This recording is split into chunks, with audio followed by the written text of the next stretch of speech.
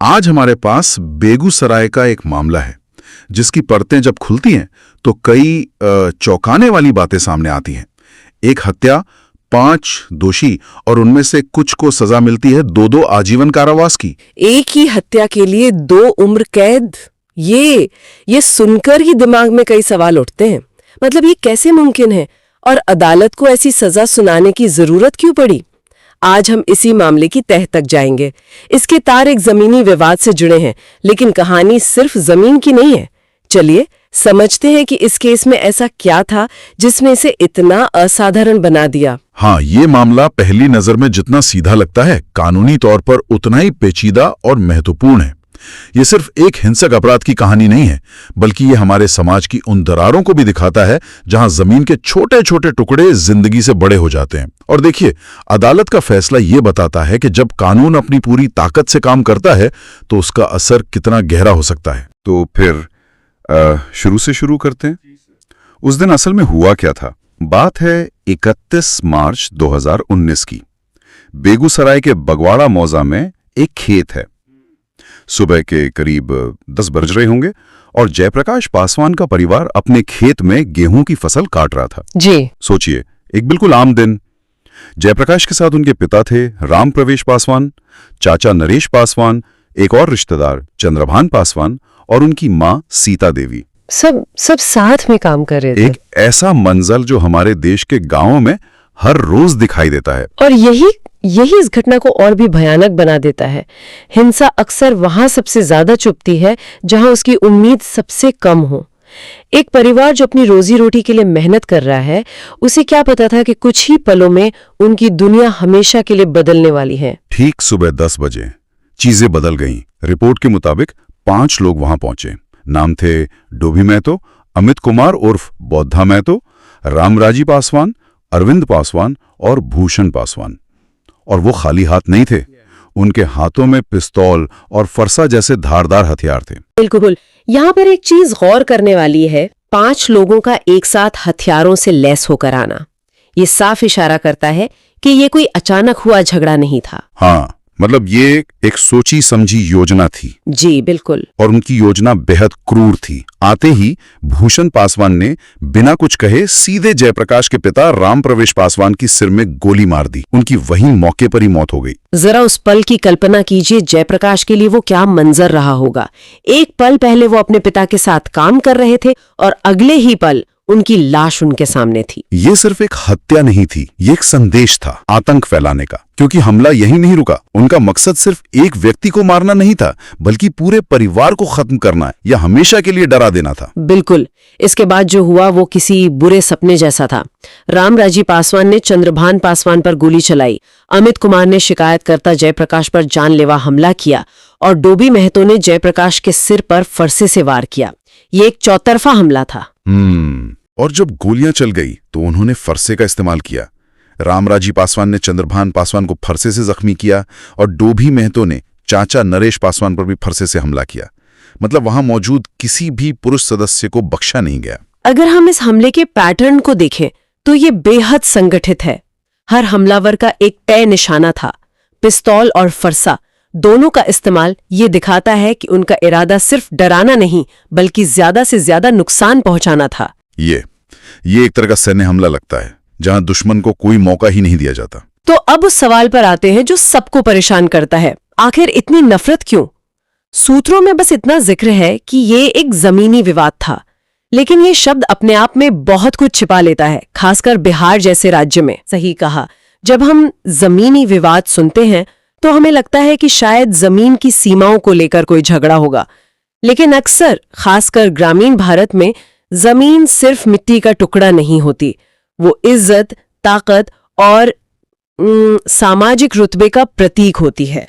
कई बार ये विवाद पीढ़ियों तक चलते हैं और इनमें जातिगत समीकरण भी बहुत गहराई से जुड़े होते हैं। तो आप ये कह रही हैं कि ये हमला शायद सिर्फ उस एक खेत के टुकड़े के लिए नहीं था, बल्कि ये जताने के लिए भी था कि असली ताकत किसके हाथ में है। इसकी संभावना बहुत ज्यादा है। मृतक राम प्रवेश पासवान SC/ST समुदाय से थे। जमीन पर कब्जे की लड़ाई अक्सर सामाजिक तौर पर ताकतवर और कमजोर समुदायों के बीच वर्चस्व की लड़ाई बन जाती है। इसलिए जब ये मामला अदालत पहुंचा तो इसे सिर्फ एक जमीनी विवाद या हत्या के मामले की तरह नहीं देखा गया। और यही से ये केस एक अलग मोड़ लेता है।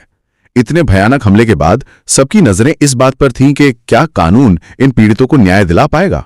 मामला बेगूसराय की विशेष SC/ST कोर्ट में पहुंचा और ये अपने आप में एक महत्वपूर्ण कदम था। मामले का एक विशेष अदालत में जाना यह तय करता है कि कानून इस अपराध के सामाजिक और जातिगत पहलू को पहचान रहा है। इसका मतलब था कि मुकदमा सिर्फ हत्या और हत्या के प्रयास के लिए नहीं, बल्कि SC/ST अत्याचार निवारण अधिनियम के तहत भी चलेगा। ये एक बहुत सख्त कानून है। तो अदालत में हुआ क्या? अभियोजन पक्ष यानी सरकारी वकील मिराज अख्तर हाशमी ने अपना केस कैसे बनाया? देखिए, उन्होंने कुल 9 गवाह पेश किए। 9 गवाह? जी, लेकिन इस केस की जो सबसे बड़ी ताकत थे वो थे चश्मदीद गवाह। और ये गवाह कोई और नहीं बल्कि उसी परिवार के बचे हुए लोग थे। हमले में घायल हुए चंद्रभान पासवान, नरेश पासवान, मां सीता देवी और खुद शिकायतकर्ता जयप्रकाश पासवान। ये तो बहुत बड़ी बात है। बिल्कुल, जरा सोचे, उन लोगों के लिए अदालत में खड़े होकर उन्हीं हमलावरों के चेहरे के सामने गवाही देना कितना मुश्किल रहा होगा, जिन्होंने उनके परिवार के सदस्य को मार डाला और उन पर जानलेवा हमला किया। ये बहुत हिम्मत का काम है, क्योंकि ऐसे मामलों में गवाहों पर अक्सर बहुत दबाव होता है। और उनकी गवाही को किस चीज ने और मजबूत बनाया? सबूतों के त्रिकोण ने। पहला कोना थे चश्मदीद, ठीक है, दूसरा कोना थे मेडिकल सबूत। Right. Doctor Sanjay Kumar, doctor S पंडित और डॉक्टर विधान चंद्र सिंह जैसे विशेषज्ञों ने अदालत को बताया कि चोटें कितनी गंभीर थीं और मौत की वजह क्या थी। उनकी रिपोर्ट ने चश्मदीदों की कहानी पर एक वैज्ञानिक मुहर लगा दी। और तीसरा कोना? तीसरा कोना थी पुलिस की जांच।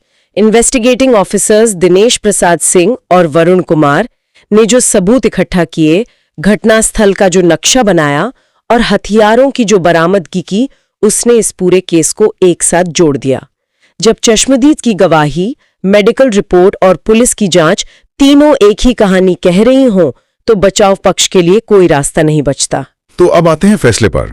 विशेष न्यायाधीश राज नारायण निगम ने सभी 5 आरोपियों को दोषी पाया और जो सजा सुनाई गई वो सच में असाधारण है। इसे थोड़ा खोलकर समझते हैं। जरूर। अदालत ने सजा को कई हिस्सों में बांटा ताकि अपराध के हर पहलू को कवर किया जा सके। इसे टुकड़ों में देखना जरूरी है।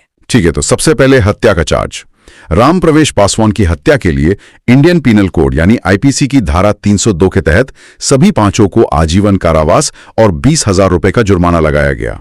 ये तो समझ आता है। हाँ, लेकिन यहाँ धारा 302 के साथ 149 भी लगी है। ये बहुत जरूरी है।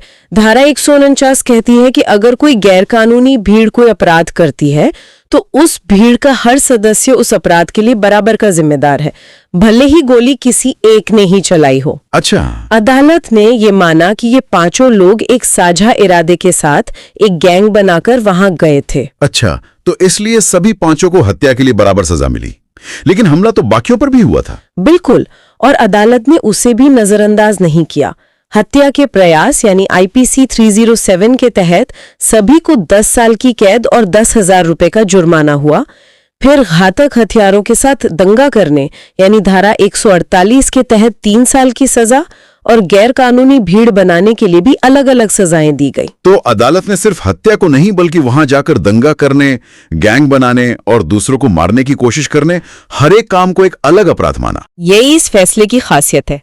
ये एक संदेश देता है कि आप सिर्फ अंतिम परिणाम के लिए जिम्मेदार नहीं है, बल्कि उस तक पहुंचने के लिए उठाए गए हर गैर कानूनी कदम के लिए भी आपको सजा मिलेगी। लेकिन कहानियां खत्म नहीं होती।